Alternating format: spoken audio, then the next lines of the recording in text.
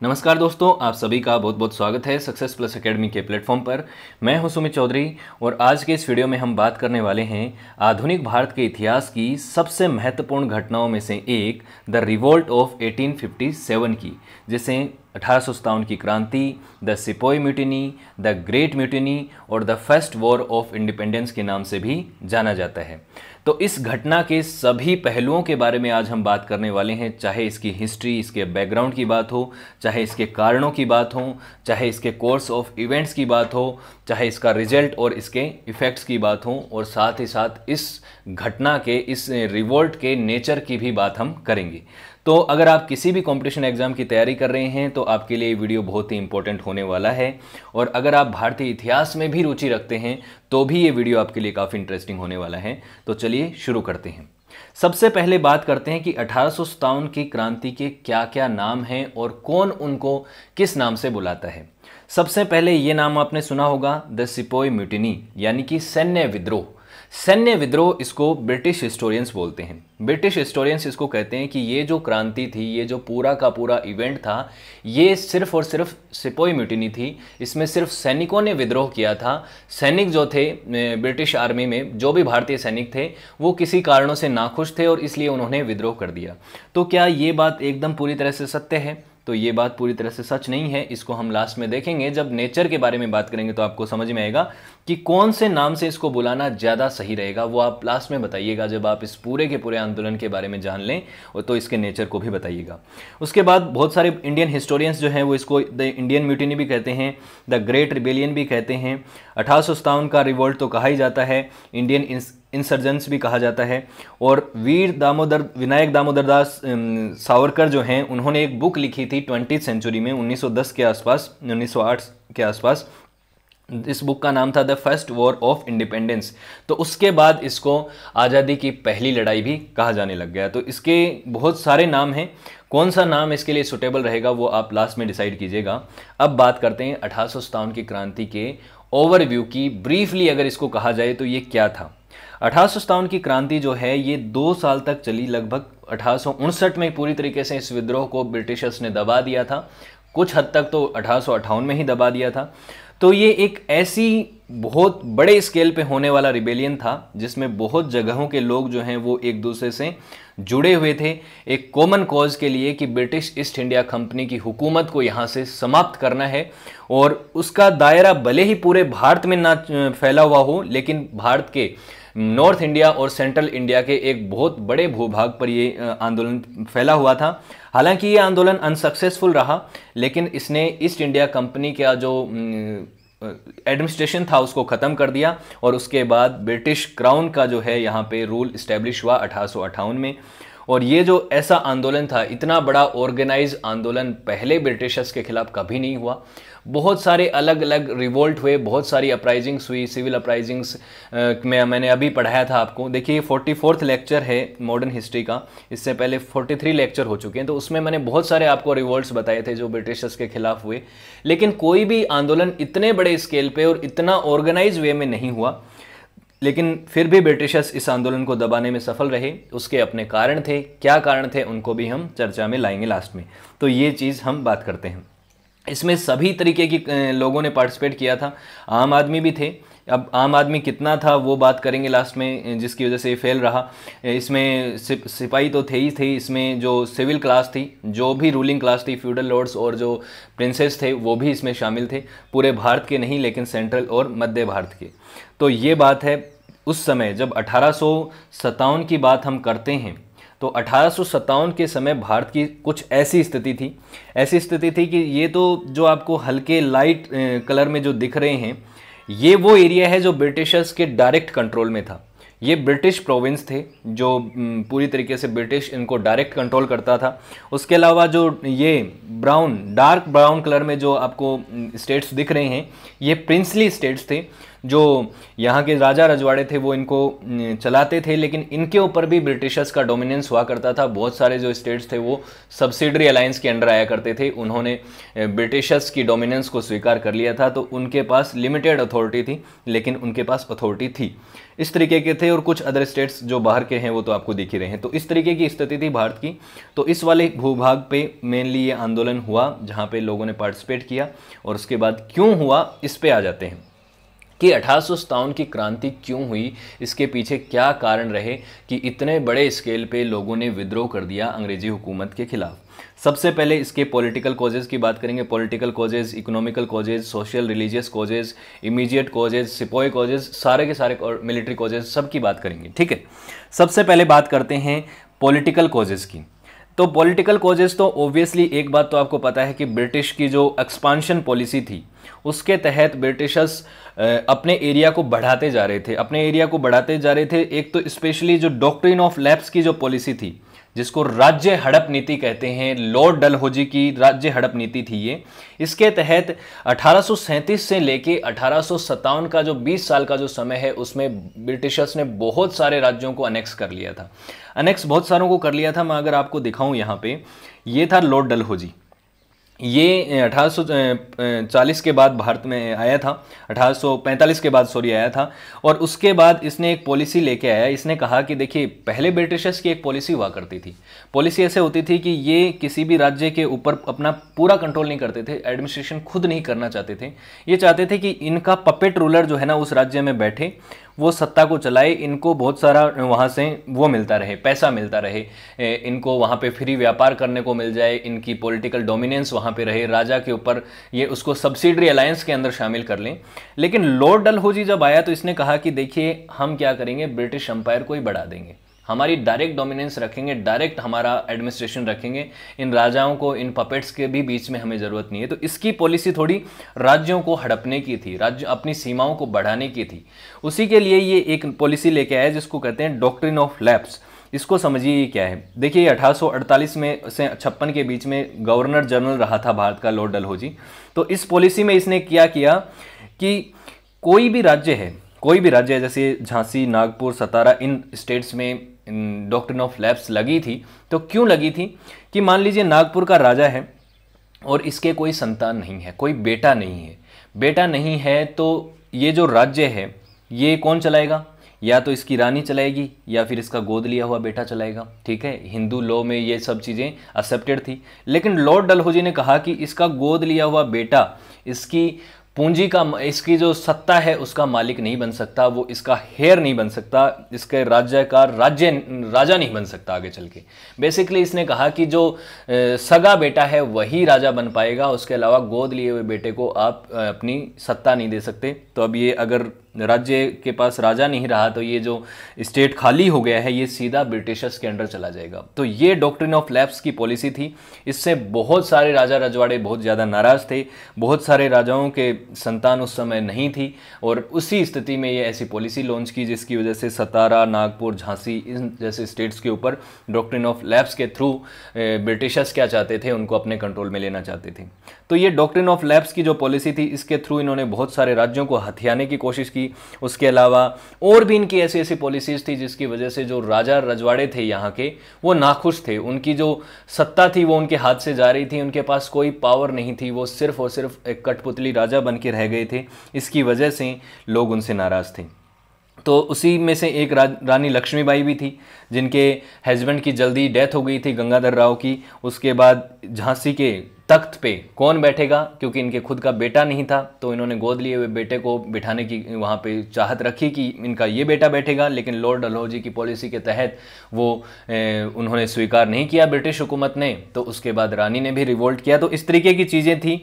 बहुत सारे जो स्टेट्स थे उनको ज़बरदस्ती कंट्रोल कर लिया। इसी तरीके से अवध जो राज्य था, अवध के साथ तो ये डॉक्ट्रिन ऑफ लैप्स भी नहीं लगाई। उसके ऊपर ये कहा कि आप अवध का जो राजा है वाजिद अली शाह, ये क्या कर रहा है, अवध को मिसगवर्न कर रहा है, सही से इसको रूल नहीं कर रहा है, तो इसलिए अवध को भी हम अपने कंट्रोल में लेते हैं, ऐसा लॉर्ड डलहौजी ने कहा। हालांकि बहुत अच्छा वाजिद अली शाह जो है वो अच्छे से गवर्न नहीं कर रहा था, लेकिन ब्रिटिशर्स भी कौन सा अच्छे से गवर्न कर रहे थे।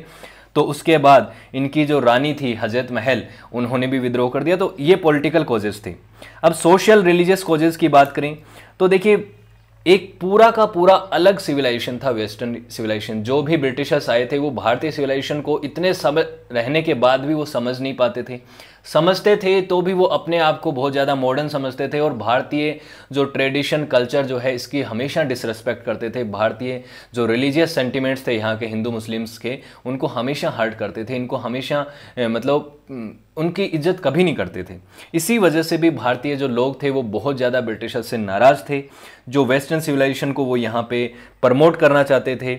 1803 या 1813 के बाद जो चार्टर एक्ट आया उसमें उन्होंने जो क्रिश्चियन मिशनरीज हैं उनको भी भारत में एक तरीके से रेगुलेट कर दिया कि आप यहाँ पे आके क्रिश्चियनिटी को प्रमोट कर सकते हैं, लोगों का धर्मांतरण कर सकते हैं। तो ये चीज़ें जो हैं ऐसी चीज़ें हो रही थी और बहुत सारे लोगों को प्रलोभन दिया जाता था कि आप क्रिश्चियनिटी में कन्वर्ट कर लीजिए तो आपको उसका फ़ायदा मिलेगा, एंसेस्टर प्रॉपर्टी जो है वो आपकी इनहेरिटेंट हो जाएगी। तो ऐसी ऐसी चीज़ें की जाती थी। बहुत सारे लोगों को ऐसा डर लगने लग गया कि जो गवर्नमेंट है, जो ईस्ट इंडिया कंपनी की जो सरकार है, वही लोगों को ज़बरदस्ती क्रिश्चियनिटी में लेके जाना चाहती है और क्रिश्चियनिटी में परिवर्तन करना चाहती है, तो हमारे रिलीजियस सेंटिमेंट्स का क्या होगा। ये चीज़ें हैं। उसके अलावा कुछ ऐसे चीज़ें भी थी जो अगर आप अभी के हिसाब से देखें, मतलब वैसे देखें अपनी सही हिसाब से, मतलब रैशनल वे में देखें तो वो सही चीज़ें थी, लेकिन फिर भी लोगों ने इनका विरोध किया। जैसे कि सती प्रथा को बैन कर दिया था 1829 में। ठीक है, हम रिलीजियस रिफॉर्म्स के बारे में जब बात करेंगे तो सती प्रथा, फीमेल इन्फेंटिसाइड्स जो कन्या भ्रूण हत्या है, इनको बंद कर दिया था। विडो रीमैरिज एक्ट लेके आए थे।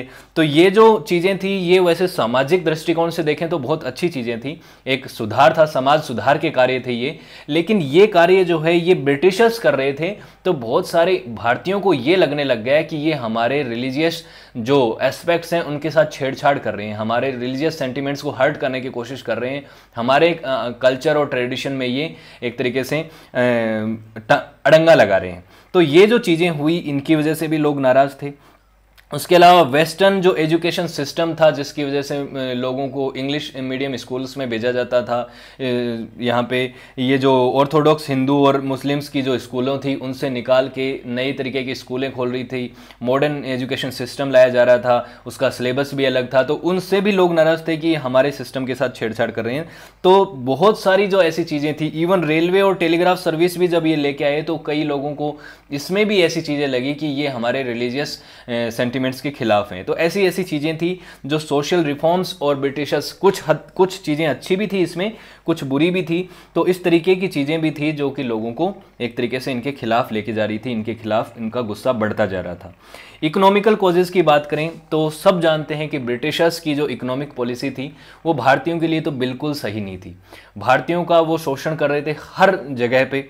वो इंडस्ट्रियलाइजेशन हो रहा था वहाँ उस समय यूरोप में।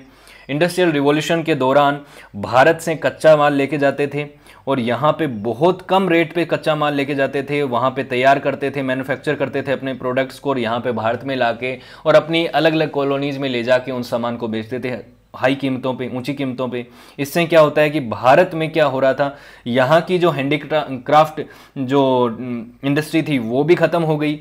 उसके अलावा अगर बात करें लैंडलॉर्ड सिस्टम और ये जो यहाँ पे टैक्स रिवेन्यू जो सिस्टम था ये भी इनका बहुत अलग सा था, जिसमें ये पूरी तरीके से भारतीय किसानों को चूस लेना चाहते थे, उनका एक तरीके से शोषण कर रहे थे इस लेवल पे। तो जिससे लोग बहुत ज़्यादा दबाव में आ गए, बहुत सारे लोगों को कर्जदार होना पड़ा। मनी लेंडर्स का यहाँ पे राइज होता है, बहुत सारे मनी लेंडर्स ने लोगों को ऊँची ब्याज दरों पर पैसा दिया ताकि वो अपना ज़मीन बचा सकें और लोन लेके टैक्स को पे कर सकें। इससे बहुत से लोग जो हैं वो ये पैसा चुका नहीं पाते थे और अपनी ज़मीन को भी खो देते थे। तो दोनों तरफ से, चाहे वो हैंडीक्राफ्ट इंडस्ट्री की बात करें, चाहे वो पीजेंट्स की बात करें, सभी के सभी लोगों के प्रति जो ब्रिटिशर्स की जो पॉलिसी थी, इकोनॉमिकल पॉलिसी जो थी वो बहुत ही ऐसी थी, हार्श थी, लोगों का शोषण करने वाली थी। तो बहुत बड़े स्केल पे लोग जो हैं वो नाराज़ थे। और साथ ही साथ जैसा कि आप जानते हैं कि सिपोही म्यूटिनी कहा जाता है, इनिशियली जो सिपाही थे उन्होंने विद्रोह किया था। तो ये जो इकोनॉमिकल कॉजेज़ हैं इन सिपाहियों को भी पता थे। क्यों? क्योंकि ज़्यादातर जो सिपाही थे, भारतीय सिपाही जो थे, वो किसानों के ही बेटे थे।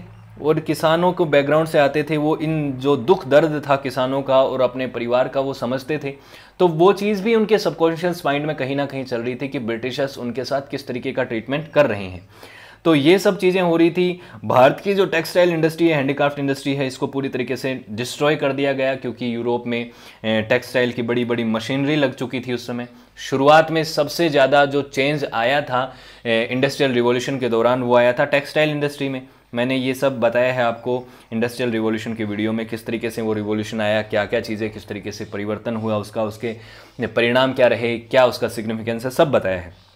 तो इंडियन हैंडीक्राफ्ट इंडस्ट्री को पूरी तरीके से इन्होंने डिस्ट्रॉय कर दिया, और यहाँ के जो किसान थे उनको भी मजबूर किया जाता था कि वहाँ पे इंडस्ट्री में क्या मैन्युफैक्चर होगा उस हिसाब से यहाँ के किसानों को खेती करनी पड़ेगी। जैसे इंडिगो की खेती के लिए प्रेशराइज किया जाता था, किसान नहीं करना चाहते थे, लेकिन उसके बाद भी उनके ऊपर ये दबाव डाला जाता था कि आपको इंडिगो की खेती करनी पड़ेगी। तो उसकी वजह से इंडिगो रिबेलियन वो जो हुआ था, ब्लू रिबेलियन भी हुआ था।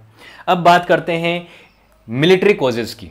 मिलिट्री कॉजेज़ की बात करें तो मिलिट्री की बात की जाए तो भारतीय सिपाही जो थे, ब्रिटिश मिलिट्री में 87% जो सिपाही थे वो भारतीय थे।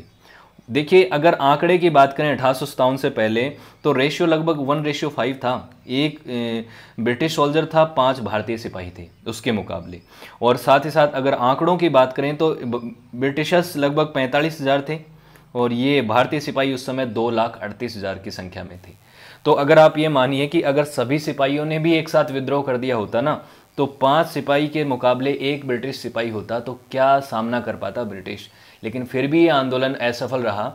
तो इसके क्या कारण थे वो हम चर्चा में आगे शामिल करेंगे ही उन चीज़ों को भी। लेकिन बहुत ही बड़े नंबर पे ब्रिटिश आर्मी में भारतीय सिपाही थे, जो कि ज़्यादातर ऐसे सिपाही थे जो पीजेंट बैकग्राउंड से आते थे।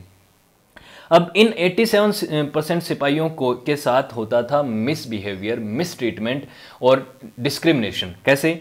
इनको न तो इन ब्रिटिश सिपाहियों के बराबर पेमेंट मिलता था, हमेशा इनको कम पे किया जाता था यूरोपियन सिपाहियों के कंपैरिजन में। इनको रैंक भी उतनी ऊंची नहीं दी जाती थी। इनको काफ़ी चीज़ों के लिए एक तरह से जो ब्रिटिश सिपाही हैं उनके सामने झुक के रहना पड़ता था, क्योंकि ब्रिटिश सिपाही ऊंची पदों पे होते थे। कोई भी अगर गलती करता था भारतीय सिपाही तो उसको हार्श पनिशमेंट मिलता था। तो एक तरीके से हर लेवल पे इनके साथ मिसट्रीटमेंट होता था, इनके साथ भेदभाव किया जाता था। उसके साथ ही लॉर्ड कैनिंग एक पॉलिसी लेके आया था 1856 में, जर्नल सर्विस इनलिस्टमेंट एक्ट। ये क्या पॉलिसी थी? इसमें यह कहा गया कि अगर ब्रिटिशर्स को कहीं भी सेना की ज़रूरत है तो भारतीय सिपाहियों को वहाँ पे भेजा जा सकता है, और उसके लिए आप कभी भी मना नहीं कर सकते। कि अगर आपको समुंदर पार करके किसी दूसरे देश में, मान लो इंडोनेशिया में जाके कोई ब्रिटिशर्स को लड़ाई लड़नी है और उन्होंने भारतीय सिपाहियों को कहा कि आप लड़ाई लड़िए, तो आपको लड़नी पड़ेगी, आप उसके लिए मना नहीं कर सकते। तो ये एक्ट भी बहुत सारे ब्रिटिश भारतीयों को पसंद नहीं आ रहा था। कुछ कुछ के जो ऐसे भी लोग थे वो समुंदर पार करना नहीं चाहते थे, समुंदर पार करने से उनका धर्म भ्रष्ट हो जाएगा, ऐसी ऐसी बातें थी। आज के समय आपको ये चीज़ें दकियानुसी लगती हैं, लेकिन उनके लिए ये रिलीजियस सेंटिमेंट की बात थी, तो वो इससे नाखुश थे। तो इस तरीके की चीज़ें हो रही थी। उसके अलावा आउटसाइड इवेंट्स ने किस तरीके से इस इवेंट को, इस पूरी के पूरी रिवोल्ट को एक तरह से प्रोत्साहित किया, तो इसके बारे में बात करें। देखिए, पहले ऐसा लगता था, पहले जितने भी रिवोल्ट हुए ब्रिटिशर्स उनको ब्रूटली क्रश कर देते थे, दबा देते थे, मार देते थे उन लोगों को। तो लोगों को लगने लग गया था कि हम ब्रिटिशर्स से कभी जीत नहीं पाएंगे, ब्रिटिशर्स को कोई हरा नहीं सकता, ऐसी एक मेंटलिटी बन गई थी लोगों के बीच में। लेकिन उसके बाद एंग्लो अफगान वॉर हुआ, और अफगानिस्तान में जो वॉर हुए उसमें अंग्रेज़ों को बहुत ही मुंह की खानी पड़ी, बुरी तरीके से इनको हराया गया। मतलब एक बार के लिए जीत भी जाते थे, लेकिन बाद में इनको वहाँ से मार मार के भगाया गया। ये चीज़ हम एंग्लो अफगान वॉर में पढ़ चुके हैं, है ना। उसके बाद जो एंग्लो सिख वॉर हुए 45-49 में, इसमें भी पहला जो एंग्लो सिख वॉर है उसमें थोड़ा अंग्रेज़ों को बैकफुट पे आना पड़ा, हालांकि एंग्लो सिख वॉर में अंग्रेज जीत गए थे। उसके अलावा क्रीमियन वॉर, जिसमें रशिया के खिलाफ जो क्रीमिया वॉर हुआ था 1854-56 में, इसमें भी ब्रिटिशर्स को बहुत ही एक तरीके से नुकसान हुआ था, बहुत बड़े स्केल पे इनको एक तरीके से साइकोलॉजिकल डैमेज हुआ था। तो इससे लोगों के अंदर भी एक भावना आई, एक साइकोलॉजिकल रिपरकशन इसके हुए इन लड़ाइयों के, कि ऐसा नहीं है कि ब्रिटिशर्स को कभी हराया नहीं जा सकता, हम सब अगर मिल के ब्रिटिशर्स के खिलाफ लड़ाई लड़ें तो हम उनको हरा सकते हैं, ठीक है। तो ये सब चीज़ें आई, तो ब्रिटिशर्स का जो अभेद्य किला जिसको माना जाता था, तो लोगों के बीच में भी ये माइंड सेट आया कि हम इनको हरा सकते हैं, हम इनका शोषण को सहन नहीं करेंगे। अब बात करते हैं जहां से इमीडिएट कॉज, जहां से ये क्रांति शुरू होने पे आई। एक तो टाइम आती है ना कि इनफ इज इनफ वाली स्टेज आती है ना, कि सब कारण बैकग्राउंड में चल रहे हैं, लेकिन एक चीज हुई, एक बड़ा इवेंट हुआ और सभी लोग एकजुट हो गए और क्रांति शुरू हो गई। वो क्या कारण था? ये है जो इनफील्ड राइफल वाला जो केस है, सभी इससे वाकिफ होंगे। मंगल पांडे का जो इवेंट है इसमें आप जानते होंगे। तो ये जो रॉयल इनफील्ड की बाइक आती है, यही कंपनी पहले बनाया करती थी राइफल। इनफील्ड राइफल थी, वो भारत में आई और उस राइफल का ये पहले ये देख लीजिए, ये इनफील्ड राइफल इस तरीके की राइफल थी, ठीक है। इसका ये कार्टेज था और इस कार्टेज को जब इसमें डाला जाता था, देखिए यहाँ से इस नली के थ्रू गोली को डाला जाता। आज के समय तो मॉडर्न डे जो गन्स हैं वो अलग तरीके से लोड होती हैं, लेकिन पहले यहाँ से इस गन के अंदर गोली को डाला जाता था, कार्टेज को, और इस पेपर केस को मुंह से खोलना पड़ता था, ग्रीस को मुंह से खोलना पड़ता था। तो अंदर डालने के समय मुंह से खोला तो जो भी इसमें एलिमेंट है वो आपके मुंह में लगेगा। और इसमें ये माना गया कि ये जो इनफील्ड राइफल है, माना क्या गया, ये सच है कि इसमें इसके ग्रीस में गाय और सूअर का जो मांस है उसको इस्तेमाल किया गया था। तो जो भी लोग थे वो इसको बाइट करके इस गन में इसको डालना पड़ेगा, इस राइफल के अंदर कार्टेज को डालना पड़ेगा। तो हिंदू और मुस्लिम सिपाहियों ने इस चीज़ का विरोध किया। क्यों विरोध किया? क्योंकि आप जानते हैं हिंदुइज्म में काऊ कितनी इंपॉर्टेंट फिगर है, वो है जानवर है, और पिग जो है वो क्रिश्चियन इस्लाम में इनको इंपॉर्टेंट फिगर माना, वो जानवर माना जाता है। तो दोनों ही एक तरह से पूज्य जानवर हैं दोनों धर्मों के लिए। तो इसलिए लोग इनके मांस को मुंह में लेना नहीं चाहते थे। हिंदू सिपाही गाय के मांस को नहीं, गोश्त को नहीं लेना चाहते थे, और जो मुस्लिम सिपाही हैं वो सूअर के मांस को। तो इसीलिए सिपाहियों ने इसका विरोध किया और इसको मुंह में लेने से मना कर दिया। और इसका सबसे पहला शुरुआत हुआ बैरकपुर छावनी में। बैरकपुर छावनी उस बंगाल की जो छावनी थी, वहां पे मैं अभी मंगल पांडे इवेंट में आपको बताऊंगा। और उसके बाद ये रिवोल्ट जो है वो मेरठ में गया। ये चीज़ है। शुरुआत कैसे हुई? बैरकपुर छावनी में एक सिपाही था जिसका नाम था मंगल पांडे। ये है मंगल पांडे। इन्होंने मना कर दिया। ये 34th नेटिव इन्फेंट्री में थे। इन्होंने कहा कि ये जो राइफल है इसको मैं तो मुंह में नहीं लूँगा, क्योंकि मेरा तो धर्म भ्रष्ट हो जाएगा। इसके सिपाही ने इसके ऊपर एक तरीके से इसको पनिशमेंट देने की कोशिश की। तो इसने क्या किया, अपने जो सार्जेंट मेजर जो इसका सीनियर था उसको गोली मार दी और उसको मार दिया। इससे लोग क्या हो गए, नाराज हो गए। लोग क्या नाराज हो गए, इससे ब्रिटिश हुकूमत जो है उसने यहाँ से मंगल पांडे को क्या किया, एग्जीक्यूट कर दिया। 8 अप्रैल को इसको फांसी दे दी। और उसके बाद धीरे धीरे करके जो और लोग हैं वो भी नाराज हो गए। जो भी इंडियन सोल्जर्स इस बटालियन में थे उन्होंने भी विद्रोह किया। लेकिन जो बड़ा विद्रोह हुआ वो बैरकपुर में ना होके मेरठ में हुआ। जब मेरठ में 10 मई 1857 को बहुत सारे सैनिकों ने एक साथ, यहाँ पे लगभग 90 सैनिकों ने यहाँ पे क्या किया कि ये जो इनफील्ड राइफल है इसका इस्तेमाल करने से इन्होंने मना कर दिया।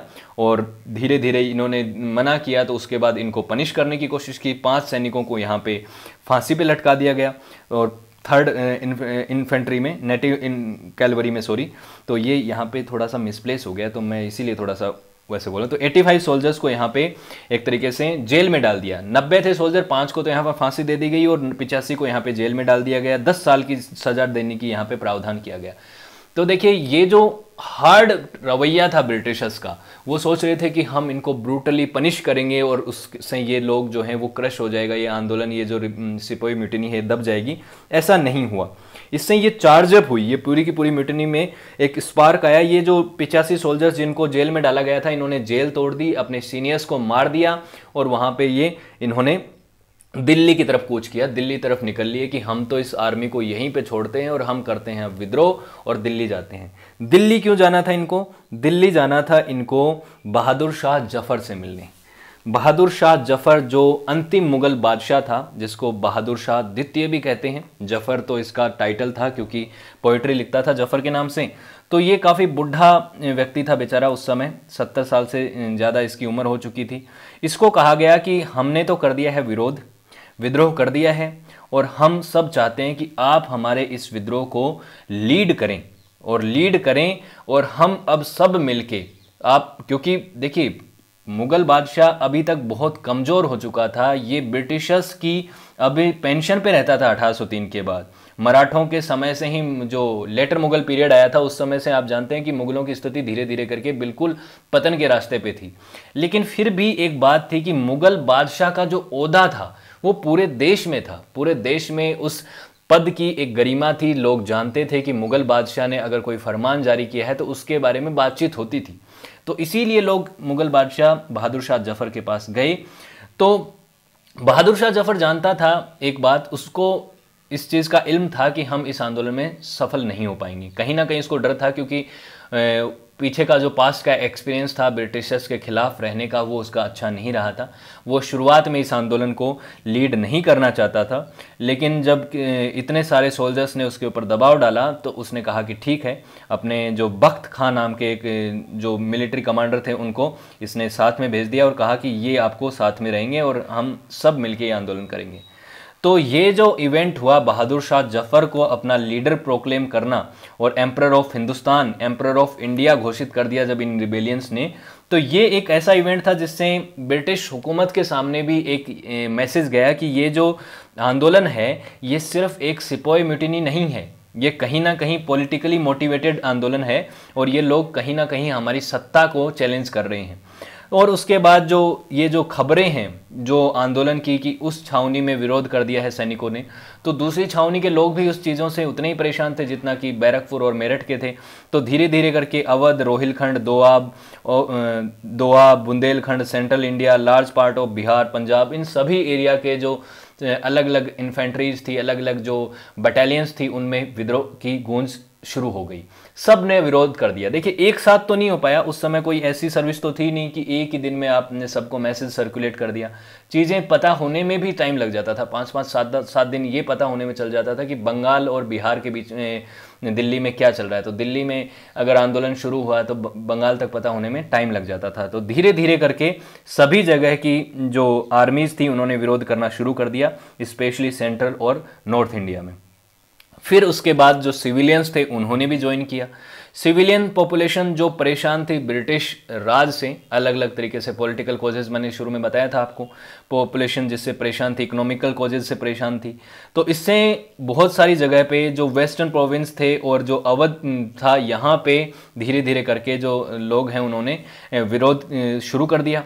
और ज़्यादातर जो किसान थे, जो आर्टिशियंस थे, शॉपकीपर्स, जिनको ब्रिटिशर्स ने दबा रखा था इतने समय पे, जिनके ऊपर इतना सारा कर्ज हो रखा था, जिनके ऊपर ब्रिटिशर्स के ऐसे ऐसे प्रेशर थे, मनी लैंडर्स का पैसा था जिनके ऊपर, तो ये मनी लैंडर्स के खिलाफ इनको एक तरीके से बदला लेने का समय आ गया कि अब तो ब्रिटिशर्स तो इनको बचा नहीं पाएंगे। ये जो बड़े जमींदार हैं, फ्यूडल लॉर्ड्स हैं, जो इनको पनिश कर रहे थे इतने समय से, तो इन्होंने जो भी मनी लेंडर्स के अकाउंट्स बुक्स थी, जो भी डेप्ट रिकॉर्ड थे, उनको जला दिया, तहसील ऑफिस में आग लगा दी, जो भी रेवेन्यू रिकॉर्ड्स थे, पुलिस स्टेशंस थे, उनको एक तरीके से जला दिया। तो ये भी सिग्निफिकेंट था क्योंकि एक साथ इवेंट शुरू होना बहुत ज़रूरी था। ब्रिटिशर्स का ध्यान दूसरी तरफ था, सिपाही म्यूटिनी को दबाने में था, तो सिविलियंस ने भी इधर दूसरी तरफ से आंदोलन शुरू कर दिया। साथ ही साथ बहुत सारे फ्यूडल लॉर्ड्स और बहुत सारे वो लोग भी थे जो प्रिंसेस थे, जो परेशान थे अभी तक ब्रिटिश की जो पॉलिटिकल पॉलिसीज़ थी, जिनकी वजह से जो डॉक्ट्रिन ऑफ लेफ्ट जैसी पॉलिसीज़ थी, तो वो लोग भी अब सामने आने लग गए। अब इस मैप को देखिए, ये रेडिट से मैप लिया है मैंने। तो जो जो स्टेट्स इसमें विरोध में शामिल थे और जो ब्रिटिशर्स के साथ थे और जो न्यूट्रल थे, सबको आप देख लीजिए। ये जो ब्लू कलर में दिख रहे हैं, ये तो वो स्टेट्स थे जो न्यूट्रल थे, जो किसी का भी पक्ष नहीं ले रहे थे, ठीक है। उसके अलावा जो रेड में है, ये ब्रिटिश अलाइड्स थे, जो ब्रिटिशर्स का साथ दे रहे थे इस आंदोलन के दौरान और इस आंदोलन को दबाना चाहते थे, ब्रिटिशर्स की हुकूमत को रखना चाहते थे। ग्रीन कलर में और जो डार्क ग्रीन कलर में वो स्टेट्स हैं जो रिबेलियन स्टेट्स थे और रिबेलियंस का साथ दे रहे थे, वो स्टेट्स यहाँ पे हैं। तो कोलकाता के बैरकपुर में ये आंदोलन शुरू हुआ मंगल पांडे के इवेंट से, और धीरे धीरे करके ये आगे चल के बैरकपुर से हुआ स्टार्ट और फिर दिल्ली तक ये आंदोलन पहुँच गया। बहादुर शाह जफर को अपना लीडर मान लिया और अब धीरे धीरे करके अलग अलग जगहों पर अलग अलग लीडर्स जो हैं वो अपने अपने कारणों की वजह से इस रिवोल्ट में शामिल होंगे। तो सेंट्रल इंडिया में ये देखिए आंदोलन बिहार से राजस्थान के बॉर्डर तक ये शामिल हुआ, जिसमें कानपुर, लखनऊ, बरेली, झांसी, ग्वालियर, आरा बिहार में ये जो हैं ये मेन हब बने इस आंदोलन की। अगर आप बात करें तो अब इस मैप को देखेंगे तो आपको मेन सेंटर दिखेंगे। तो ये सेंट्रल इंडिया और नॉर्थ इंडिया वाला जो हिस्सा है ये मेनली इस आंदोलन का हिस्सा रहा। बरेली, लखनऊ, मेरठ, दिल्ली, ग्वालियर, झांसी, कानपुर, इलाहाबाद, पटना, बैरकपुर, ये सब को ध्यान में रखिएगा। कहाँ पे था? सतारा यहाँ पे सेंट्रल इंडिया में एक और बड़ा हब रहा, क्योंकि ये भी डॉक्ट्रिन ऑफ लैप्स के तहत इसमें इसके राजा को हटाया जा रहा था। कौन थे वो राजा? देखिए बताइएगा कमेंट सेक्शन में। मैंने पिछले ही वीडियो में बताया था आपको, सतारा में जो शिवाजी महाराज का जो लास्ट वंशज थे, जो राजा रहे थे, वो कौन थे। तो अब बात करते हैं लखनऊ की। लखनऊ में आंदोलन कैसे शुरू हुआ? क्योंकि मैंने आपको बताया था वाजिद अली शाह जब यहाँ पे नवाब थे तो उस समय वाजिद अली शाह का जो शासन है उसको ख़त्म करके लॉर्ड डलहौजी ने ये कह के उसको हटा दिया था कि ये मिस गवर्न कर रहा है और अब यहाँ पे किसी तरीके की सब्सिडरी अलायंस ना होके जो अवध है वो डायरेक्टली रूल किया जाएगा ब्रिटिश ईस्ट इंडिया कंपनी के द्वारा। जो वाजिद अली शाह जो है वो तो हट गया, लेकिन उसकी बेगम जो थी हज़रत महल, ये बिल्कुल भी इस चीज़ से खुश नहीं थी और वो चाहती थी कि इनका बेटा जो बिरजिश कादिर जो है, ये छोटा ही था उस समय, बच्चा था, ये आगे चल के नवाब बने और ये चाहती थी कि खुद गवर्न करना चाहती थी, अपने स्टेट को खुद रूल करना चाहती थी। तो इसने सबसे पहले 4 जून 1857 को रिवोल्ट कर दिया कि भाई सभी सिपाही और ये आंदोलन कर रहे हैं तो हम भी इस आंदोलन में पार्टिसिपेट करेंगे। इनके कारण क्या थे? ये पॉलिटिकल कारण थे, क्योंकि इनकी सत्ता इनके हाथ से जा रही थी। इस आंदोलन में सभी लखनऊ के सभी हिंदू मुस्लिम दल के सभी लोगों ने यहाँ पे पार्टिसिपेट किया, सभी ऑफिसर्स ने यहाँ पे पार्टिसिपेट किया। रिबेलियंस को यहाँ पे जो किला था, रेजिडेंसी जो थी वहाँ पे को क्या बोलते हैं अवध में, उसको पूरी तरीके से सीज कर लिया। सन हेनरी लॉरेंस जो हैं ये उस समय इसके रेजिडेंट हुआ करते थे, इसको यहाँ पे मार दिया गया। और हेनरी लॉरेंस को मैंने पहले भी बताया आपको, अफगानिस्तान वॉर जब था, एंग्लो अफगान वॉर जब था उसमें भी बताया था आपको। उसके बाद कुलिन चैंपबेल, ये वो व्यक्ति था जिसने आंदोलन दबाने में बहुत मदद की थी, ब्रिटिशर्स की कमांडर इन चीफ था ये। उस समय इसने गोरखा रेजिमेंट की मदद से फाइनली इस आंदोलन को लखनऊ में दबाया था 1858 होते होते। उसके बाद कानपुर की बात करें तो कानपुर में आंदोलन को लीड कर रहे थे नाना साहब, जिसको धोंदू पंत के नाम से भी जाना जाता है। धोंदू पंत इनका नाम था, नाना साहब बाद में पड़ा था। धोंदू पंत या नाना साहब कौन थे? देखिए, हम जब थर्ड एंग्लो मराठा वॉर पढ़ रहे थे तो मैंने आपको बताया था कि आखिरी जो पेशवा थे वो थे बाजीराव सेकंड।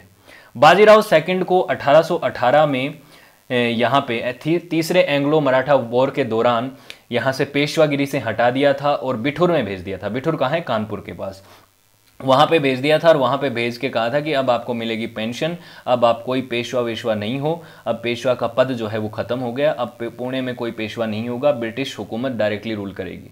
तो पेशवा बाजीराव को पेंशन पे भेजा गया था बिठूर में, लेकिन पेशवा बाजीराव सेकंड का अपना कोई बेटा नहीं था, इसीलिए उन्होंने धोंदू पंत नाम के एक लड़के को गोद ले लिया जो आगे चल के नाना साहब बने।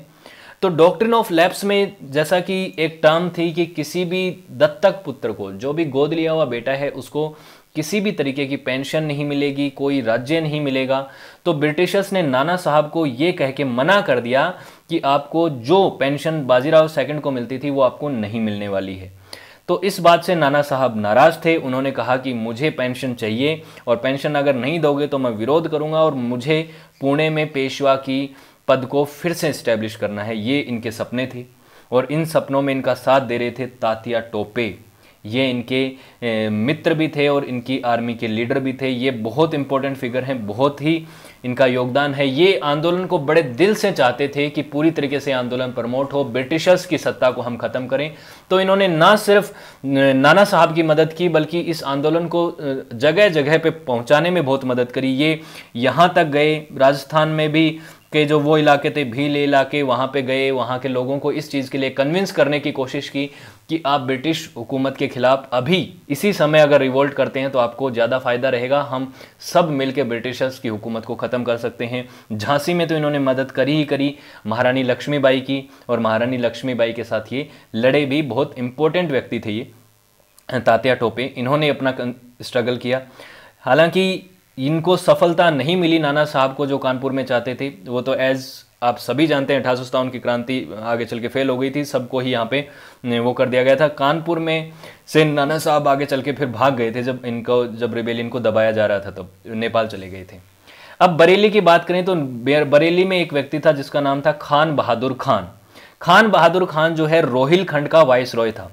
वाइसरॉय कैसे, ये पद कैसे मिला इसको, देखिए जब ब्रिटिशर्स और इनके साथ इनके आप जानते हैं रोहिलखंड और दिल्ली के साथ 1803 में कुछ एग्रीमेंट्स हुए थे, तो मुगल बादशाह की तरफ से ये वाइसरॉय था रोहिलखंड का।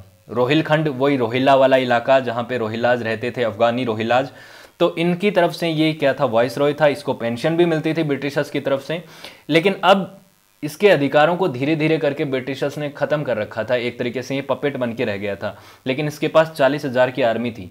अब इसको पता था कि ये सही समय है ब्रिटिशर्स के खिलाफ रिवोल्ट करने का, रिबेल करने का, तो इसने भी बरेली में रिबेल कर दिया। हालांकि ये खुद काफ़ी ओल्ड थे, 82 साल के थे खान बहादुर खान जब इन्होंने रिवोल्ट किया था।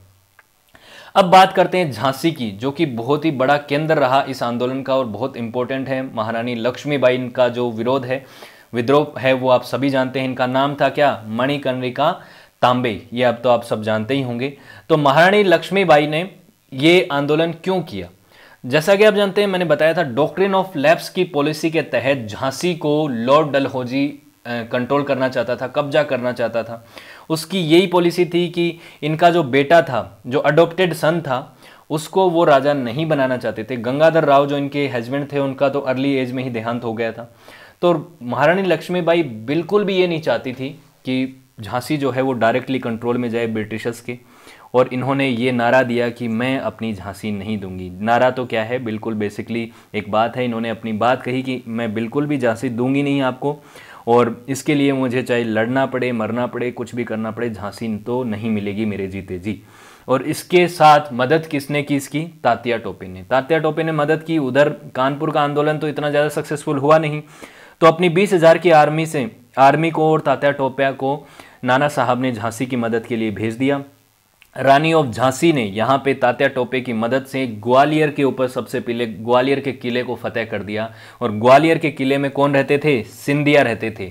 सिंधिया, ग्वालियर के सिंधिया, ये हम पहले से पढ़ते आ रहे हैं। याद है आपको, जब मराठा अंपायर पढ़ रहे थे तो ग्वालियर के सिंधिया, जो उसके अलावा भोंसले, ये सब लोग मराठों के क्या थे, अलाइज थे। लेकिन अब ये जो हैं एंग्लो मराठा वॉर के बाद जब ब्रिटिशर्स ने मराठों को हरा दिया, तो सिंधिया जो हैं वो ब्रिटिशर्स के अलाइज बन चुके थे। तो ब्रिटिशर्स के जब अलाइज बन चुके थे तो सिंधिया को हराना बहुत ज़रूरी था, क्योंकि सिंधिया की जो सेना है वो झांसी के एक तरह से खिलाफ थी। तो यहाँ पे इन्होंने जाके सिंधिया को हरा दिया, तात्या टोपे और महारानी लक्ष्मीबाई इन्होंने मिल के। तो बहुत ही बड़ी जीत थी इनके ऊपर, क्योंकि एक तरीके से जो ग्वालियर का किला है वो बहुत ही बड़ा किला था, उसको आसानी से फतेह करना आसान काम नहीं था, लेकिन फिर भी इन्होंने किया। और उसके बाद नाना साहब को यहाँ पे पेशवा का पद दिया गया। नाना साहब जो कह रहे थे कि मैं पुणे में पेशवा बनूंगा, तो प्रोक्लेम कर दिया गया। पूरी तरीके से वो पेशवा तो बन नहीं पाए, वो अथॉरिटी तो नहीं मिली, लेकिन धीरे धीरे करके जब ग्वालियर को फिर से कब्जा करने की बात आई, ब्रिटिशर्स ने उसको अपने कंट्रोल में लिया, तो उस युद्ध के दौरान महारानी लक्ष्मीबाई की डेथ हो गई। वो वहाँ पे एक तरीके से शहीद हो गई जून 1858 में। तो महारानी लक्ष्मीबाई बहुत ही बहादुरी से इस युद्ध में लड़ी, और इनकी बायोग्राफी मैं जल्दी लेके आने वाला हूँ महारानी लक्ष्मीबाई की, तब हम आप इनके बारे में और डिटेल में बात करेंगे। अब दूसरे और जगहों पे क्या क्या हो रहा था, जगदीशपुर है बिहार में, यहाँ के एक बड़े जमींदार थे कुंवर सिंह, इन्होंने भी इस समय विरोध कर दिया। विरोध करने के कारण क्या थे, वही सब कारण जो ब्रिटिश रेवेन्यू सिस्टम था, जिस तरीके से यहाँ पे जमींदारों के साथ मतलब मिसट्रीटमेंट होता था, उनको दबाया जाता था। तो उस वजह से कुंवर सिंह 70 साल के थे इन्होंने भी विरोध कर दिया।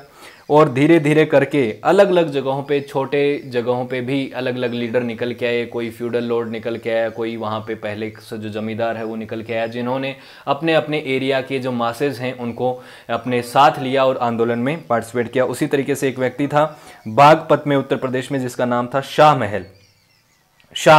शाहमल भी बहुत इंपॉर्टेंट है। शाहमल को माना जाता है कि उसने बहुत बड़े स्केल पे लोगों को इकट्ठा किया। 84 गांवों के लोगों को उसने इकट्ठा किया, गांव के किसान हेडमैन्स को, इसीलिए इसको कहा जाता है 84 देश।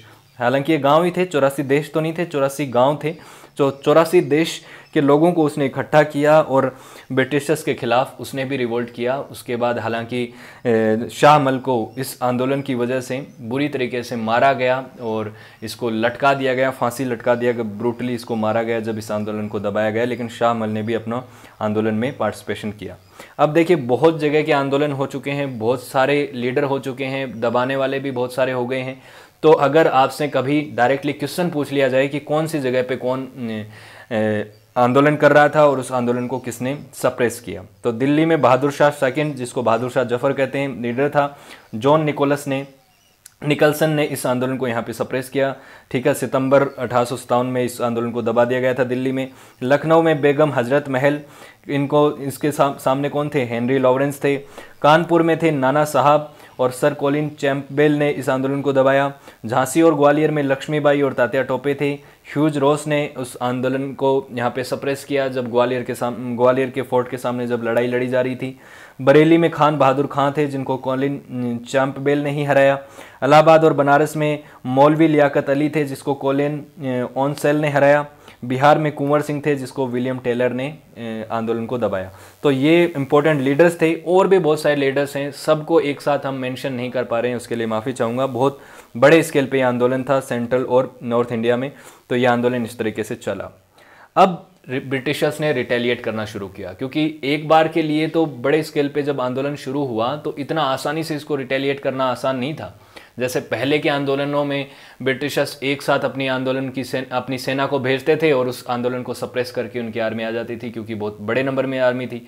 लेकिन अब क्योंकि सिपाहियों ने भी विद्रोह कर दिया था और जो रिबेलियन का जो स्केल था वो भी काफ़ी बड़े स्केल पे था, तो इसको सप्रेस करना इतना आसान नहीं था और इसको सप्रेस करने में पूरा 2 साल लग गए। हालांकि बात करें तो मिड ऑफ 1858 तक काफ़ी हद तक ये आंदोलन दब चुका था, 1-1.25 साल में ही। लेकिन 1859 तक ये आंदोलन के कुछ कुछ अंश बचे थे जो कि इनको दबाने में टाइम लग गया। तो सबसे पहले इन्होंने दिल्ली को कैप्चर किया सितंबर 20, 1857 को ही। इसी साल के 4-5 महीने में इन्होंने, मई में शुरू हुआ था आंदोलन और सितंबर में इन्होंने 20 सितंबर को दिल्ली को अपने कंट्रोल में ले लिया, जो कि राजधानी थी। तो दिल्ली को अपने कंट्रोल में लेना बहुत इंपॉर्टेंट था। हालांकि राजधानी अभी बनी नहीं थी, दिल्ली 1912 में बनी है राजधानी, तो उससे पहले तो कोलकाता ही था इनका सेंटर। बहादुर शाह जफर को यहाँ पे जब हरा दिया गया तो बहादुर शाह को तो ले लिया, जेल में डाल दिया गया और जो इनके बेटे थे, रॉयल प्रिंस थे, उनको पकड़ा गया और उनको पॉइंट ब्लैंक रेंज से गोली मार दी गई।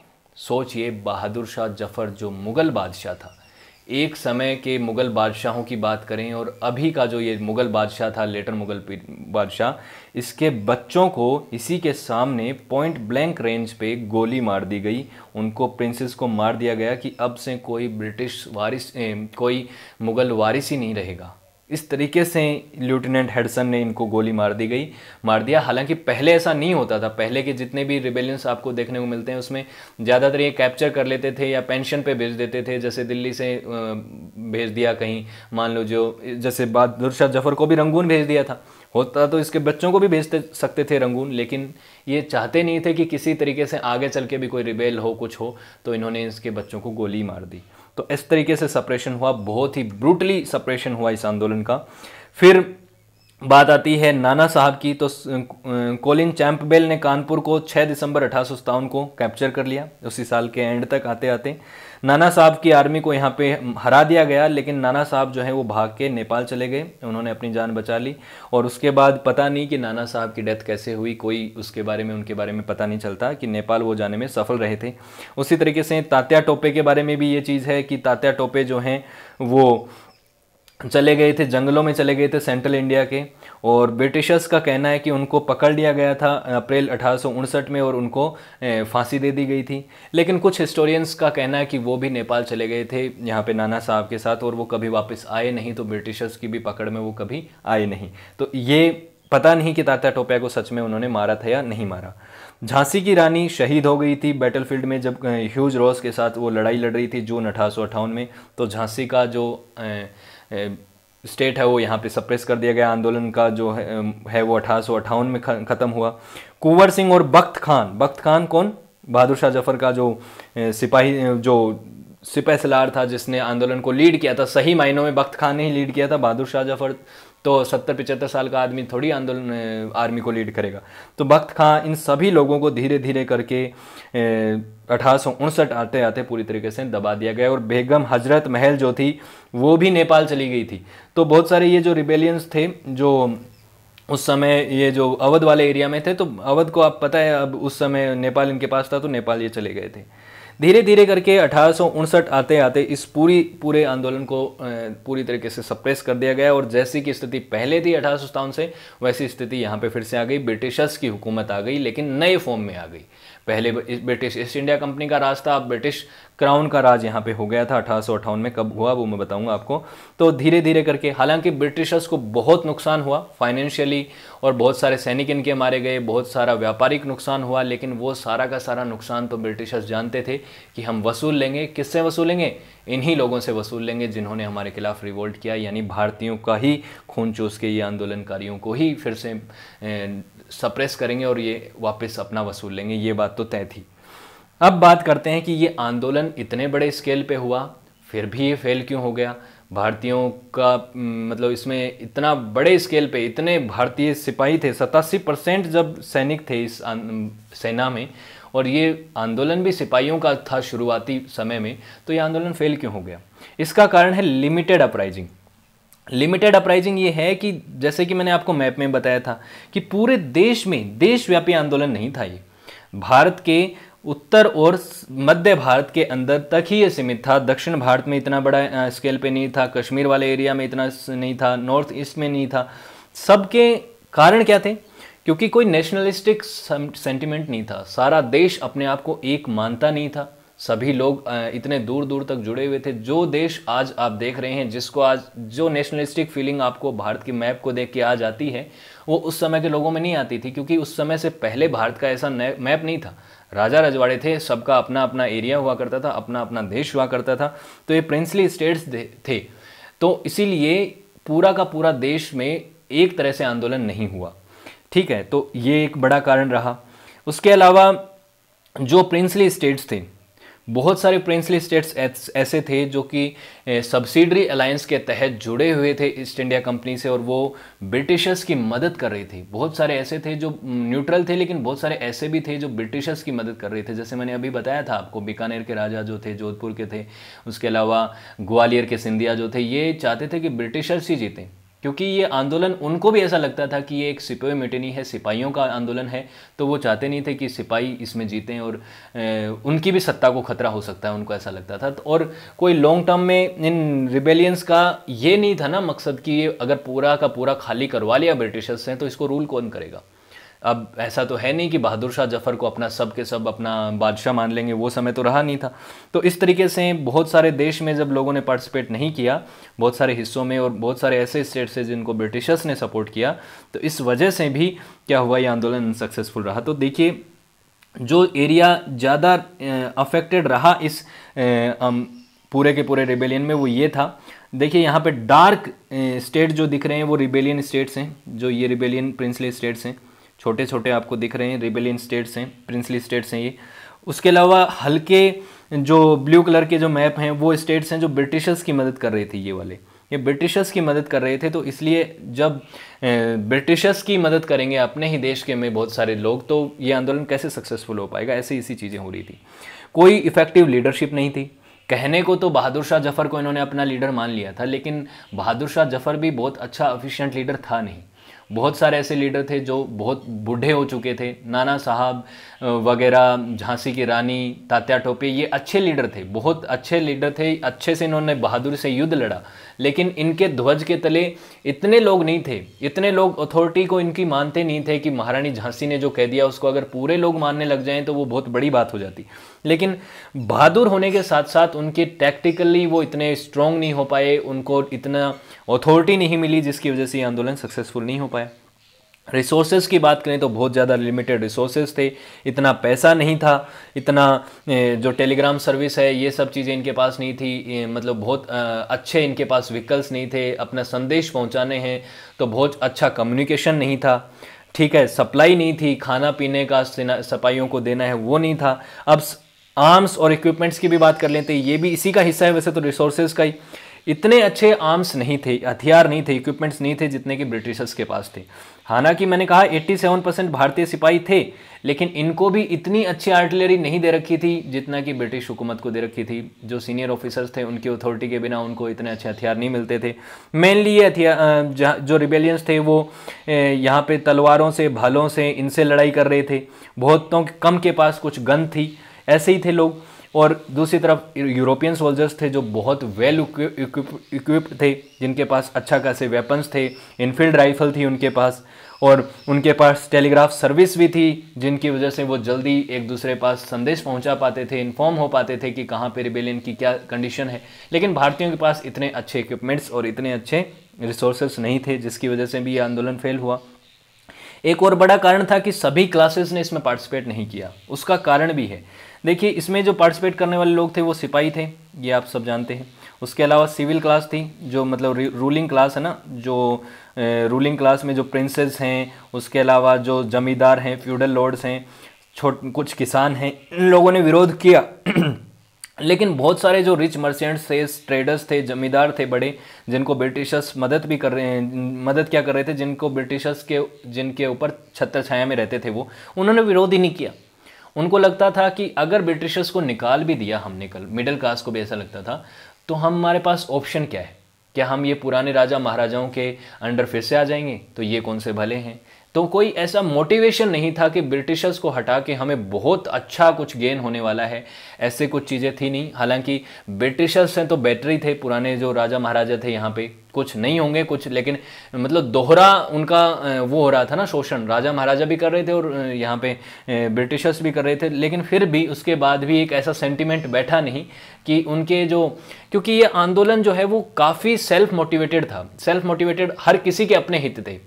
किसी को राजा बनना था, किसी को डॉक्ट्रिन ऑफ लेफ्ट से परेशानी थी, किसी को इनफील्ड राइफल से परेशानी थी, किसी को जमींदारी राइट से परेशानी थी, किसी को किसी चीज़ से परेशानी थी। अलग अलग कारण थे सबके अलग अलग कारण होने की वजह से, क्योंकि सबका कॉमन कॉज नहीं था। कॉमन कॉज नहीं था तो सब लोग एक कॉमन कॉज के लिए लड़ते नहीं, सब कॉमन नहीं लड़ते तो सारी की सारी क्लासेस का एकजुट होना पॉसिबल नहीं हो पाता है। यूनिफाइड आइडियोलॉजी नहीं थी, मैंने अभी आपको बताया कि सब एक ही पर्सपेक्टिव के लिए नहीं लड़ रहे थे, सबके अपने अपने मुद्दे थे, हर कोई अपने इंटरेस्ट के लिए लड़ रहा था। तो सेल्फ इंटरेस्ट की बात यहाँ पे आ रही थी कि हजरत महल जैसे चाहती थी कि वहाँ पे वो राजा रानी बनी रहे, उसका बेटा बने, बिरजिस शाह बना रहे। झांसी की महारानी का भी ये ओपिनियन था शुरुआत में कि वो झांसी को अपने कंट्रोल में को नहीं देना चाहती हैं, लेकिन बाद में उनका ये भी था कि वो अंग्रेज़ों को यहाँ से पूरी तरह से खदेड़ देना चाहती हैं, लेकिन इतना पावर उनके पास था नहीं। नाना साहब को पेशवा बने रहना था। बहादुर शाह जफर को शुरुआत में तो कुछ नहीं चाहिए था, वो तो बैठा था आराम से, लेकिन उसको भी मोटिवेट किया गया कि आप एम्पायर ऑफ हिंदुस्तान बन सकते हैं। सिपाहियों को अपने कारण थे, तो सबके अपने अपने कारण थे। इस वजह से आंदोलन असफल हो गया। और जब बात आती है इस आंदोलन के नेचर की, तो इसी आइडियोलॉजी की वजह से, क्योंकि सबकी आइडियोलॉजी सेम नहीं थी, एक कॉमन कॉज नहीं था, तो बहुत सारे हिस्टोरियंस के अपने अपने मत हैं और अपने अपने तरीके हैं इस आंदोलन को देखने के, अपना अपना विजन है। जैसे ब्रिटिश हिस्टोरियंस और एक व्यक्ति था जिसका नाम था जॉन सीली, इसने कहा कि ये एक सेल्फिश सिपाही म्यूटिनी थी जिसका कोई नेटिव लीडरशिप नहीं थी, ना कोई पॉपुलर सपोर्ट था। बहुत ही हल्के तरीके से, हल्के शब्दों में इसने इस आंदोलन को आंक दिया कि भाई ये तो एक सिपाही आंदोलन था, सिपाहियों ने विरोध कर दिया इनफील्ड राइफल के खिलाफ, यहाँ पे कोई नेटिव सपोर्ट नहीं था, यहाँ पे कोई लोकल लीडरशिप ने इनको सपोर्ट नहीं किया, ना ही यहाँ पे जो आम जनता है उसने सपोर्ट किया, कोई यहाँ पे सिविलियंस का जो है वो अपराइजिंग नहीं थी। ये क्या बात सही है? ये बिल्कुल बात सही नहीं है, क्योंकि आप जानते हैं कि बहुत बड़ी सिविलियन पॉपुलेशन ने भी पार्टिसिपेट किया, बहुत सारे फ्यूडल लॉर्ड्स और जो रूलिंग क्लास है उसने भी पार्टिसिपेट किया इस आंदोलन में। तो इनका जो कॉन्सेप्ट है, इन्होंने जो इस आंदोलन को देखा, वो तो इनका प्रोपोगेंडा और इनका एजेंडा भी था कि ये इस तरह से दिखाना चाहते थे इस आंदोलन को, भाई कि ये एक सिपाही आंदोलन है और बाकी कुछ नहीं है, हमारे खिलाफ लोग नहीं हैं। दूसरी तरफ भारतीय हिस्टोरियंस की बात करें तो वीडी सावरकर, विनायक दामोदर दास, जिनको वीर सावरकर भी कहा जाता है, इन्होंने अपनी किताब the first war of independence जो 1908 के अंदर लिखी गई थी, 1907 या 8 कब लिखी गई थी आप देख लीजिएगा, इसमें इन्होंने कहा कि ये जो आंदोलन है शुरुआत में भले ही सेल्फ रूल के मतलब अपने अलग अलग मोटिव्स की वजह से शुरू हुआ, अलग अलग इंटरेस्ट की वजह से हुआ, लेकिन बाद में सेल्फ रूल की तरफ जा रहा था और इसमें नेशनलिस्टिक अपसर्ज था, नेशनलिस्टिक सेंटिमेंट्स थे और लोग चाहते थे कि भारत से, इस देश से अंग्रेजों को वो भगाना चाहते थे, फॉरेन रूल के खिलाफ ये आंदोलन था। तो इसीलिए इन्होंने इसको नाम दिया था फर्स्ट वॉर ऑफ इंडिपेंडेंस। तो इससे पहले इसके नाम अलग थे, लेकिन इनका ये मानना था। और हिस्टोरियंस हैं एस एन सेन, इन्होंने क्या कहा कि 1857 की जो इनकी बुक है 1857, इसमें इन्होंने कहा कि ये जो रिवोल्ट है ये शुरुआत में तो हुआ था एक मतलब अलग अलग उसी वजह से रिबेल हुआ था एक तरीके से उन हकों अधिकारों के लिए जो इन भारतीयों को नहीं मिल रहे थे, लेकिन बाद में ये इंडिपेंडेंस के लिए वॉर हो गया था अंत में, जैसे सावरकर कहते हैं वही बात इन्होंने भी कही। आर.सी. मजमूदार ने क्या कहा, ये भी एक बहुत इंपॉर्टेंट हिस्टोरियन है, इन्होंने कहा कि ये न तो नेशनल मूवमेंट था जिसमें किसी भी तरीके से नेशनल सेंटिमेंट इसमें अपसेंट था, ना ही ये वॉर ऑफ इंडिपेंडेंस था, क्योंकि लार्ज स्केल के जो भारत का जो बहुत बड़ा भाग था, भूभाग था, उसमें लोग इस आंदोलन में पार्टिसिपेट भी नहीं कर रहे थे। तो ये एक ऐसा आंदोलन था जिसमें लोग अपने ही इंटरेस्ट के लिए लड़ रहे थे, अपने अलग अलग अधिकारों के लिए लड़ते लड़ते लोग एकजुट हो गए। कुछ हिस्से के लोग जो हैं वो एक देख रहे थे कि ये कॉमन एनिमी है, इसलिए उसके खिलाफ लड़ने लग गए। बस ऐसा नहीं है, अभी भी अगर ये सब सफल भी हो जाते तो वो अपने अपने इंटरेस्ट के लिए बाद में लड़ने लग जाते। इनका थोड़ा ऐसा ओपिनियन है। मार्क्सिस्ट हिस्टोरियंस हैं जो क्या मानते हैं, वो कहते हैं कि 1857 का जो रिवोल्ट है वो एक तरीके से फ्यूडल बॉन्डेज के खिलाफ आंदोलन है। एक तरीके से जो फ्यूडलिज्म के खिलाफ मार्क्सिस्ट अपने आप को मानते हैं, कैपिटलिज्म के खिलाफ मानते हैं, तो ये कहते हैं कि ये जो पीजेंट्स और सोल्जर्स ने जो आंदोलन किया ये अपने डेमोक्रेटिक राइट्स के लिए किया, ये फॉरेन्स रूलर्स के साथ साथ ये एक तरीके से ये जो आइडियोलॉजी थी ना ब्रिटिशर्स की, इसके खिलाफ आंदोलन था। तो इस तरीके की बातें मार्क्सिस्ट हिस्टोरियंस मानते हैं। आप क्या मानते हैं, आपका क्या ओपिनियन है, किस तरीके का ये आंदोलन था? आपने सब कुछ जाना है अभी तक, तो आप बताइएगा। कॉन्सिक्वेंसेस की बात करें कि इसका रिजल्ट क्या रहा, आफ्टरमैथ क्या रहा इस आंदोलन का, तो सबसे पहले तो एंड ऑफ कंपनी रूल। जो ही ये आंदोलन को पूरी तरह से सप्रेस कर दिया गया, तो 1857 की क्रांति का एक बड़ा रिजल्ट तो ये आया कि ये जो कंपनी का जो रूल था यहाँ पे, ईस्ट इंडिया कंपनी अभी तक देखिए डायरेक्ट कंट्रोल नहीं करती थी ब्रिटिश हुकूमत, ब्रिटिश क्राउन, ब्रिटिश पार्लियामेंट, अभी करती थी ईस्ट इंडिया कंपनी भारत को गवर्न। अब उनका रूल खत्म हो गया और यहाँ पे डायरेक्ट रूल आ गया क्राउन का, ब्रिटिश क्राउन का। 1 नवंबर 1858 को दिल्ली इलाहाबाद दरबार बुलाया गया लॉर्ड कैनिंग के द्वारा। उस समय ये गवर्नर जनरल हुआ करते थे। उसके बाद ये जो दरबार बुलाया गया 1 नवंबर 1858 में क्वीन विक्टोरिया के नाम पे। उसके बाद लॉर्ड कैनिंग जो हैं वो गवर्नर जनरल से वाइसरॉय बन गए। ठीक है, तो वाइसरॉय बन गए, इनके अधिकार बदल गए। अब जो है कंपनी रूल की जगह आ गया है, अब ईस्ट इंडिया कंपनी की रूल की जगह आ गया है ब्रिटिश क्राउन की हुकूमत, यानी महारानी विक्टोरिया के अंडर ये अब देश का एडमिनिस्ट्रेशन चलेगा, यानी ब्रिटिश पार्लियामेंट भारत को कंट्रोल करेगी। तो ये बहुत बड़ा एक चेंज था एक तरीके से एडमिनिस्ट्रेटिव पॉइंट ऑफ व्यू से देखें तो। उसके अलावा रिलीजियस टॉलरेंस की बात करें तो इन्होंने एक चीज़ देख ली थी कि 1857 की क्रांति से पहले के जो कारण थे उसमें से बहुत बड़ा कारण एक तो वो इमीडिएट कॉज वाला इनफील्ड राइफल वाला था, जो कि रिलीजियस सेंटीमेंट को हर्ट करने की वजह से ही वो कारण शुरू हुआ था। तो इन्होंने कहा कि अब हम ब्रिटिशर्स जो हैं वो किसी भी तरीके से आपके रिलीजियस मैटर में, आपके कस्टम्स में, आपके ट्रेडिशन में कोई भी तरीके का हस्तक्षेप नहीं करेंगे। तो ये हस्तक्षेप नहीं करेंगे तो कुछ मायनों में ये चीज़ पॉजिटिव थी, लेकिन कुछ मायनों में ये नेगेटिव भी थी इन द नेचर की। इसका मतलब ये था कि सरकार अपनी तरफ से कोई भी तरीके का सामाजिक सुधार नहीं करेगी, जैसे सती प्रथा जैसी जो चीज़ें हैं, कानून हैं, समाज के अंदर जो बुराइयां हैं उनको ये अब उनको छेड़ेंगे नहीं, उनको छुएंगे नहीं कि आप अपने हिसाब से देखिए, आप सोसाइटल चेंज आपके समाज में होता है तो बहुत बढ़िया, लेकिन हमें अब से कोई मतलब नहीं है। तो रिलीजियस टॉलरेंट की तरफ हुआ स्टेट। एडमिनिस्ट्रेटिव चेंज जो हुए उसमें देखिए जनरल ऑफिस जो था, गवर्नर का जो गवर्नर जनरल का जो ऑफिस था उसको अब वाइस रॉय का ऑफिस बना दिया गया। तो लॉर्ड कैनिंग यहाँ पे अब बन गए थे वाइस रॉय। उसके अलावा यहाँ पे जो भारतीय राजा हैं, प्रिंसली स्टेट्स हैं, उनको ये कहा गया कि हम आपके साथ दोगला व्यवहार नहीं करेंगे, हम आपको रेस्पेक्ट करेंगे, जैसा आपको इज्जत मिलनी चाहिए वो सब मिलेगी। डॉक्ट्रिन ऑफ लैप्स अब नहीं रहेगा, पूरी तरीके से उसको अबोलिश कर दिया जाएगा। और अब जो है ब्रिटेन जो है अपनी सीमाओं को एक्सटेंड नहीं करेगा, हम किसी तरीके की लड़ाई नहीं लड़ेंगे, और जितनी बाउंड सीमा हमारे पास है, जितना ब्रिटिश इंडिया है वही रहेगा। आपके जो प्रिंसली स्टेट्स हैं उनको हमसे कोई खतरा नहीं है, ठीक है। उसके अलावा जो अडॉप्टेड सन हैं उनको लीगल हेयर माना जाएगा, मतलब डॉक्ट्रिन ऑफ लैप्स तो पूरी तरीके से खत्म कर दी, खारिज कर दी गई, और यहाँ पे विक्टोरिया का रूल स्टैब्लिश हो गया। फिर इन्होंने मिलिट्री रिफॉर्म्स भी किए, जैसा कि मैंने बताया था कि 1:5 था पहले, कि एक ब्रिटिश सोल्जर के कंपैरिजन में भारत के 5 सिपाही हुआ करते थे। वैसे एग्जैक्ट नंबर देखें तो 87% भारतीय थे उस समय लगभग, ठीक। तो अब इन्होंने एक चीज़ ये भी देखी कि भाई इतनी बड़ी सेना में भारतीय सैनिकों को हम रखेंगे तो कल को अगर उन्होंने विरोध कर दिया तो हमारे सैनिकों की तो खैर नहीं, 5 मिलके एक को तो कभी भी मार सकते हैं, ठीक है। तो इसीलिए इन्होंने किया कि 1:2 तो रखेंगे हम बंगाल में, बंगाल में ये करेंगे कि एक अंग्रेजी सिपाही होगा, 2 भारतीय सिपाही होंगे, बाकी एरिया में 1:3 कर देंगे कि 1:3 रहेगा, इससे ज़्यादा नहीं। तो बिल्कुल ये चाहते थे कि भारतीय सिपाहियों का सेना के अंदर ज़्यादा डोमिनेंस ना बढ़ जाए, साथ ही साथ उनको हथियार भी उतने अच्छे आर्टिलरी नहीं दी जाएंगी, क्योंकि वो कल को अगर विरोध कर दिया, तोप गोले उनके पास रहे तो हमारी सेना के ऊपर वो अटैक कर सकते हैं। इस तरीके की चीज़ें हुई, और बहुत सारे जो सिपाही जो थे जिन्होंने विरोध किया था, उसने विक्टोरिया ने उनको माफ़ी नामा दे दिया कि जिन्होंने सच में बहुत बड़े लेवल पे हिंसा कर दी उनको तो नहीं मिली माफ़ीनामा, उनको तो बहुत बुरी तरीके से मारा गया, तोप गोलों के सामने खड़ा कर करके गोलियां मारी गई उनको, ऐसी ऐसी चीज़ें हुई। लेकिन जो लोग सिर्फ पार्टिसिपेट कर रहे थे और जिन्होंने ज़्यादा हिंसा नहीं की उनको माफ़ भी किया गया। तो ये सब चीज़ें हुई इस पूरे के पूरे रिवोल्ट में। होपफुली आपको चीज़ें क्लियर हुई होंगी। अगर वीडियो अच्छा लगा तो आप लाइक कर सकते हैं, शेयर भी कर सकते हैं, और आने वाले वीडियोस को देखने के लिए चैनल को सब्सक्राइब भी कर सकते हैं। So thank you so much for watching this video. Have a good day, see you next class.